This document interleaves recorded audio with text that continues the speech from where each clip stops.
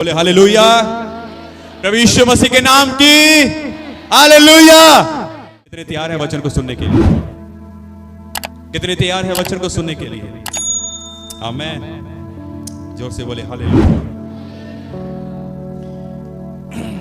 खुश रहें, आनंदित रहें, क्योंकि यहोवा यहोवा यहोवा मेरे साल नाल है, यहोवा मेरे नाल नाल है, यहोवा मेरे नाल नाल है, यहोवा मेरे नाल नाल है। मैं मात्र आपके 30 मिनट लूंगा, ठीक है? हालेलुया। आप उदास ना हो, आप खुश रहे। अभी तक परमेश्वर ने आपको जीवन दिया हुआ है, अभी भी आप अपने जीवन को सही कर सकते हो। आमीन, हालेलुया। आइए हम सब आगे देखेंगे, हम सब आगे देखेंगे। अपने पड़ोसी को आप एक बार फिर से कह सकते हो, यीशु आपसे बहुत प्यार करता है। फिर से कह सकते हो, यीशु आपसे बहुत प्यार करता है। आमीन। चलिए मैं आपको एक वचन में से कुछ बताना चाहता हूं। मेरा विश्वास है कि वचन के द्वारा आप बहुत आशीष को पाएंगे। यदि आप उदास हो, निराश हो, आप थक चुके हो, आप हार चुके हो, आप ये वचन आपसे बात करने वाला है। ये वचन आपसे बात करने वाला है। ये वचन आपसे बात करने वाला है। परमेश्वर आपसे बात करने वाला है। Thank you Jesus, thank you Lord, hallelujah. यदि आप लूका की किताब उसका 5 अध्याय यदि आप पढ़ोगे, उसकी यदि आप 18 और 19 आयत को यदि आप पढ़ोगे, लूका रचित सुसमाचार उसका 5 अध्याय उसका 18 और 19 को मैं यहां से शुरू करके आपको कुछ बताना चाहता हूं। क्या भाई डिंपल हमारे बीच में पढ़ सकती है इस बात? उस समय कई लोग एक मनुष्य को जो लकवे का रोगी था, उस समय एक मनुष्य जो लकवे का रोगी था, घाट पर लाए। हाँ। और वह उसे भीतर ले जाने और यीशु के सामने रखने का उपाय ढूंढ रहे थे। पर जब भीड़ के कारण उसे भीतर ना ले जा सके, तो उन्होंने छत पर चढ़कर और खपरेल हटाकर उसे घाट समेत बीच में यीशु के सामने उतार दिया। Hallelujah, hallelujah. इस वचन को पढ़े और सुने जाने के द्वारा खुदावंद यीशु आप सभी को बड़ी बरकत, बड़ी आशीष दे। आमीन, आमीन। क्या हम सब बोल सकते हैं आमीन? आमीन, हालेलुया। यहां पर हम क्या पढ़ते हैं? एक व्यक्ति है और वो एक अपंग है, एक लकवे का रोगी है। क्या है? हम बोलते चले जाएंगे, आपको याद रहेगा, ठीक है? वो क्या है? लकवे का रोगी है। बोलो लकवे का रोगी है। और कलाम कहता है यीशु मसीह घर में थे। यदि आप उसकी 17 और 16 को यदि आप पढ़ें तो वहां पर ऐसा हम पढ़ते समय हम देखते हैं कि यीशु मसीह घर में थे और लोगों को उपदेश दे रहे थे। और वहां पर शास्त्री, फरीसी, यहूदी लोग, बहुत सारे लोग थे जो यीशु मसीह की सुन रहे थे। और उसके दौरान क्या हुआ? एक लकवे का रोगी, जो कई समय से वो उसको लकवे का रोग था, और कलाम कहता है कुछ लोग उस लकवे के रोगी को लेकर आए। कहां पर लेकर आए? जोर से बोले कहां पर? हाँ, यीशु मसीह के पास लेकर आए। और मैं ये सोचता हूं, हो सकता है शायद ये 1 किलोमीटर या 2 किलोमीटर दूरी से आए हो सकता है शायद ये दूसरे नगर या दूसरे गांव से आए हों। पर कलाम यहां पर बताता है कि कुछ लोग उस लकवे के रोगी को उठाकर लेकर आए थे। कहां पर? जिस स्थान के ऊपर यीशु मसीह थे। उसके बाद कलाम कहता है, हमने क्या सुना और पढ़ा? कलाम देखा कि वहां पर बहुत सारी भीड़ थी। वहां पर बहुत सारी भीड़ थी। और जब उन्होंने भीड़ को देखा तो कलाम कहता है वो उपाय ढूंढने लगे। क्या करने लगे?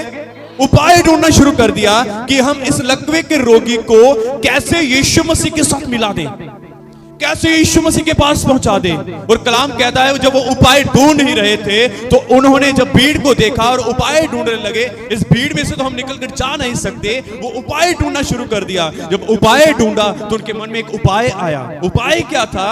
कि वो छत पे गए, जिस छत के नीचे यीशु मसीह और सारे कुछ लोग बैठे हुए थे, यीशु का उपदेश सुन रहे थे। और कलाम कहता है वो छत पे चले गए और छत की खपरेल को हटा दिया। और कलाम कहता है उस व्यक्ति को, जो लकवे का रोगी था, उस व्यक्ति को नीचे यीशु के सामने उतार दिया ताकि यीशु मसीह उसको चंगा कर दे।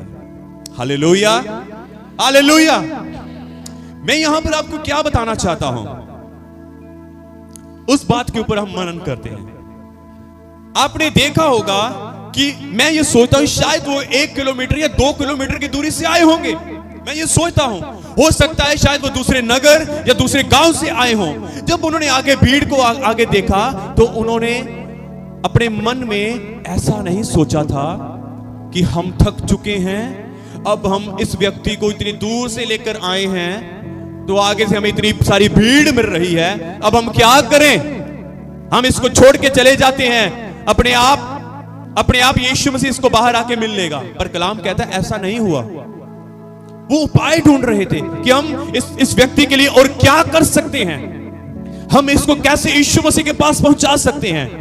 उपाय ढूंढ रहे थे और उपाय ढूंढा। उन्होंने छत की ऊपर की छत खोली और यीशु मसीह के सामने उसको रख दिया। आपको मालूम, एक अपंग व्यक्ति को, एक दुर्बल व्यक्ति को, एक लकवे के रोगी को उठाना बड़ी मुश्किल बात है भाई। बहुत भारी होता है इन लोगों का शरीर, ये बहुत भारी होते हैं। मैं जब वचन को पढ़ रहा था और मैं सोच रहा था कि यार इन्होंने हार नहीं मानी। यहां पर इन्होंने ये नहीं सोचा कि अब यहां पर ले आए, अब छोड़ के चले जाते हैं। मैं सोच रहा था पता नहीं कैसे उस अपंग व्यक्ति को, उस लकवे के रोगी को कैसे उन्होंने छत पे चढ़ाया होगा, कौन कौन से उपाय किए होंगे। बड़ी मेहनत रखती है भाई। यदि आप 4-5 बाल्टे लेकर यदि आपने छत पे जाना हो तो आप थक जाओगे, आप हार मान जाओगे।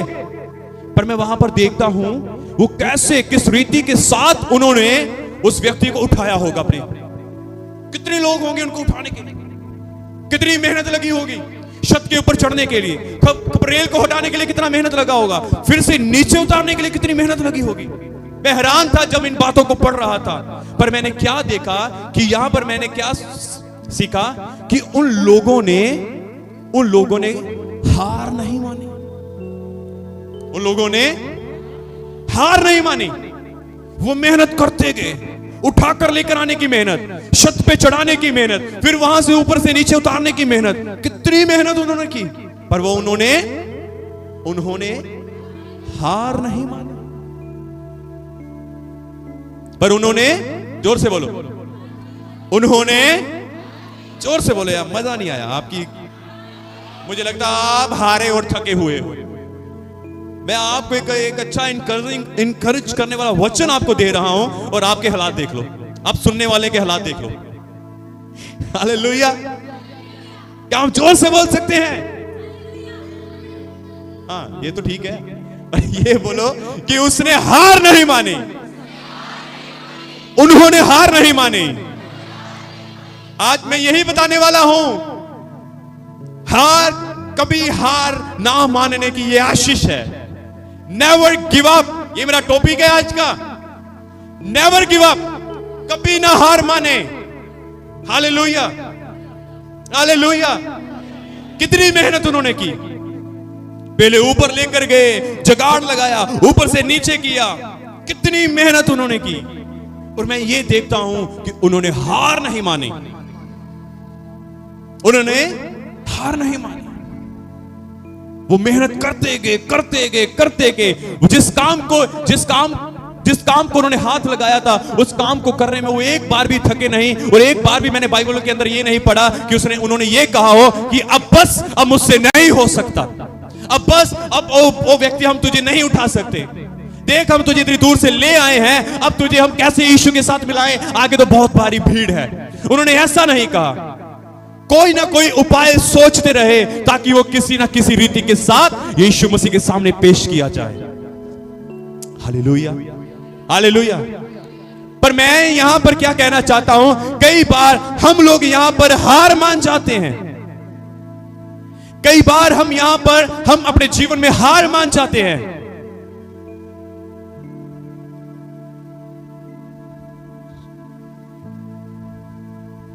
मैं आपको एक औरत के विषय में आपको बताऊंगा, एक औरत के बारे में आपको बताऊंगा जो बहुत बूढ़ी थी, बहुत बूढ़ी थी वो औरत।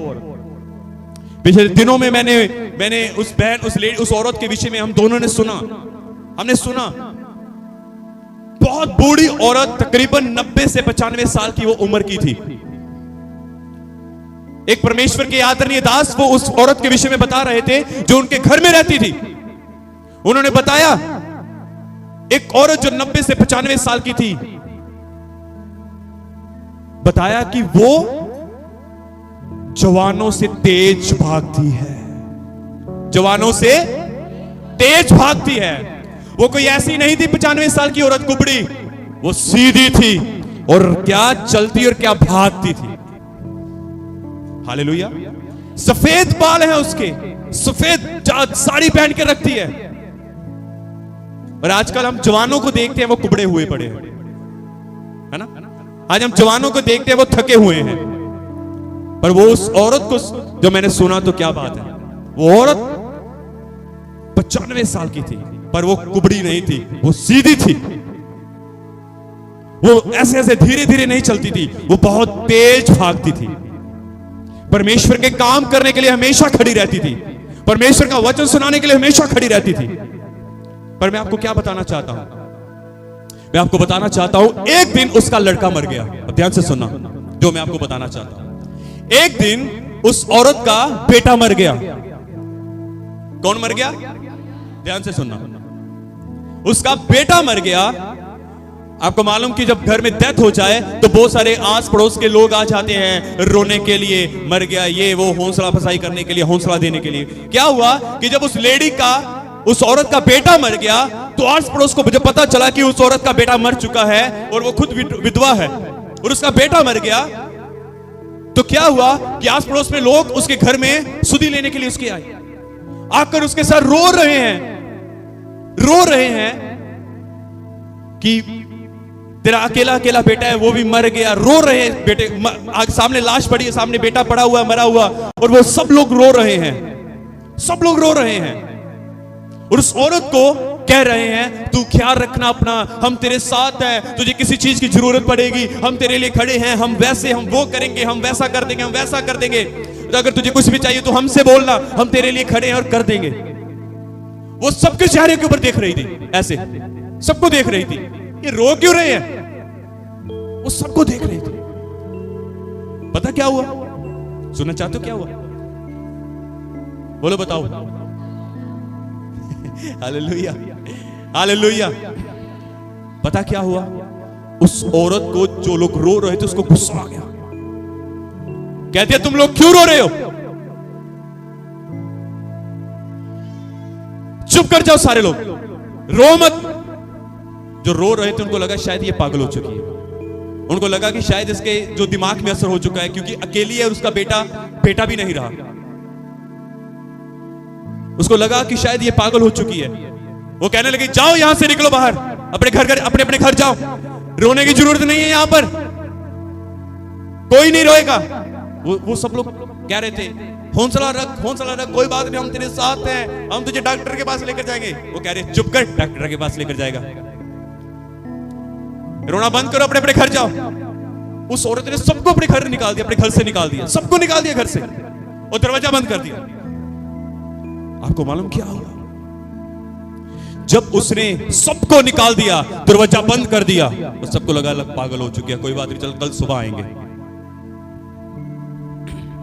जब उसने दरवाजा बंद कर दिया और अपने बेटे के पास गई, जो लाश बन के लेटा हुआ था जिस पलंग के ऊपर, अपने बेटे के पास गई, अपने बेटे के पास खड़ी हो गई।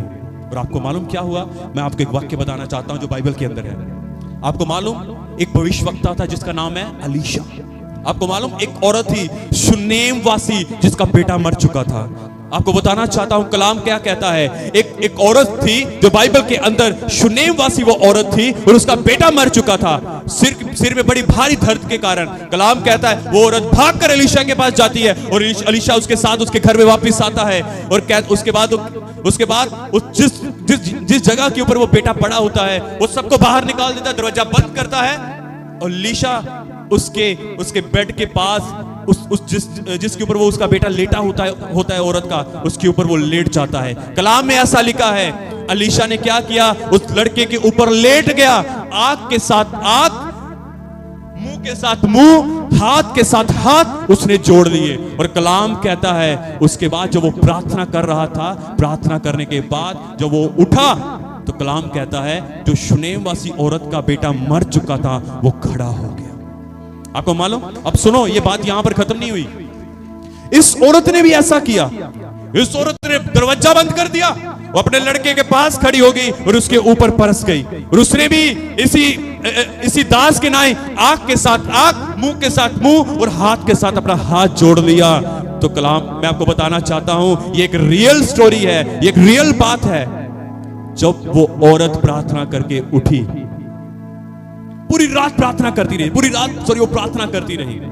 जब अगली सवेर जब वो प्रार्थना करके उठी, तो अगली सवेर बहुत सारे लोग रोने के लिए आ रहे थे, पूछने के लिए आ रहे थे, हालात जानने के लिए आ रहे थे। जब लोगों ने नो किया रोते रोते, तो जब दरवाजा खुलता है तो सब लोग हैरान होते हैं। हैरान पता क्यों होते हैं? हैरान इसलिए होते हैं क्योंकि जो कल मर चुका था आज वही सामने जीवित खड़ा है। हालेलुया, हालेलुया, हालेलुया, जोर से बोले हालेलुया, प्रभु यीशु मसीह के नाम में, हालेलुया, हालेलुया।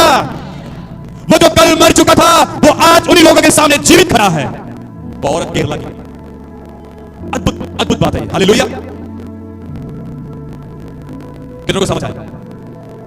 कभी भी अपने जीवन में हार ना माने।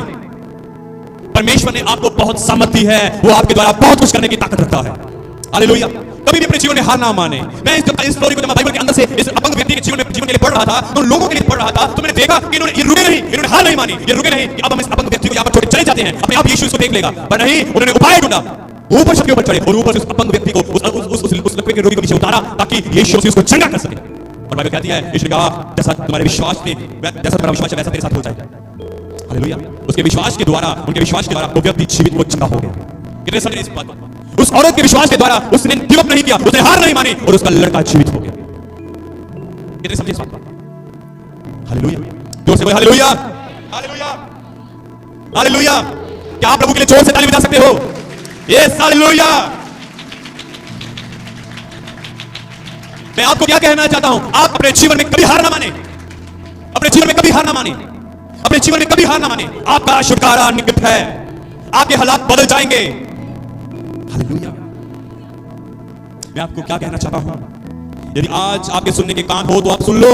यदि आज आपका हृदय, यदि आज आपका विश्वास करने वाला हृदय हो तो आप इस बात पर विश्वास करेंगे तो आप सेम नहीं रहेंगे, आपके हालात सेम नहीं रहेंगे, आपका जीवन सेम नहीं रहेगा, आपके बच्चे सेम नहीं रहेंगे, आपका पति सेम नहीं रहेगा, आपका बिजनेस, आपकी जॉब, आपका जीवन का हर एक क्षेत्र सेम नहीं रहेगा। सब कुछ बदल जाएगा यीशु मसीह के नाम से। मैं कहता हूं सब कुछ बदल जाएगा यीशु मसीह के नाम से। आपके हालात बदल जाएंगे यीशु मसीह के नाम से, आपका जीवन बदल जाएगा यीशु के नाम से। आपका हार ना मानना आपके लिए बहुत बड़ी आशीष को लेकर आएगा।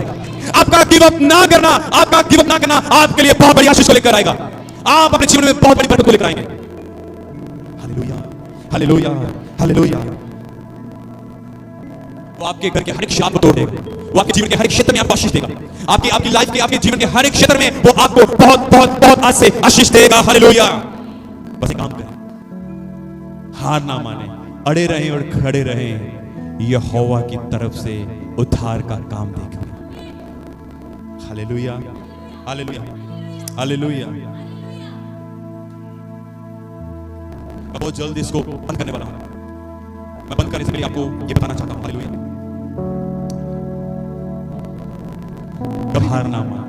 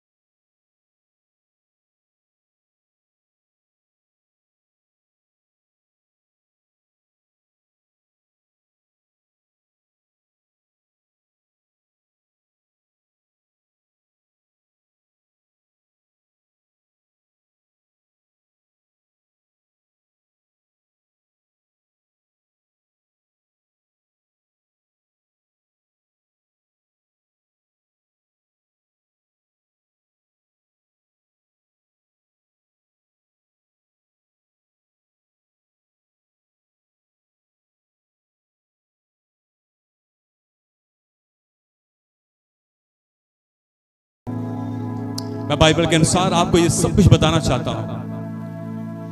मेरे पास अभी भी 10 मिनट हैं और 10 मिनट में मैं इसको बंद करूंगा। मैं आपको क्या कहना चाहता हूं, बाइबल कहती है 40 दिन और रात, 40 दिन और रात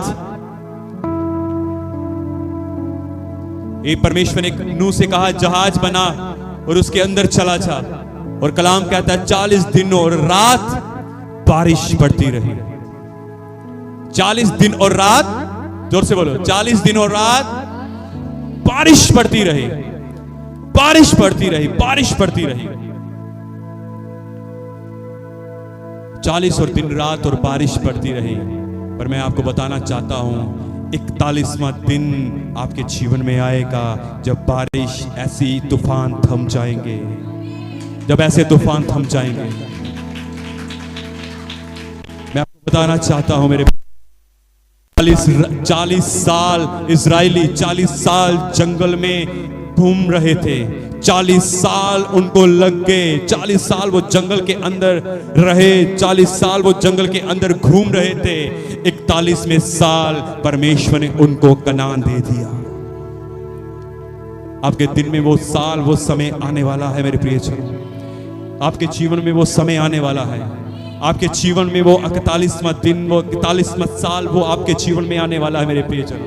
कलाम कहता है यीशु 40 दिन और रात फास्टिंग में रहा, जंगल में रहा, और शैतान के द्वारा वो परखा गया।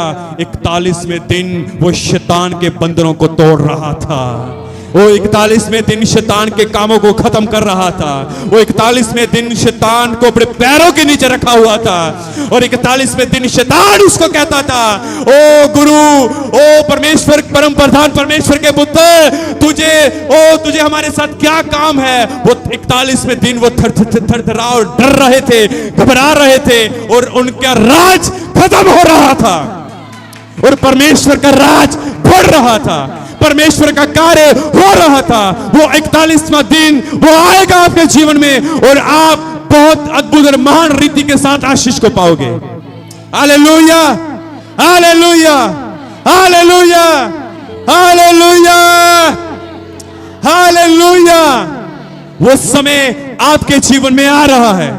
मैं बल्कि ये कहता हूं आपके जीवन में आ चुका है। अपने जीवन में कभी हार ना माने।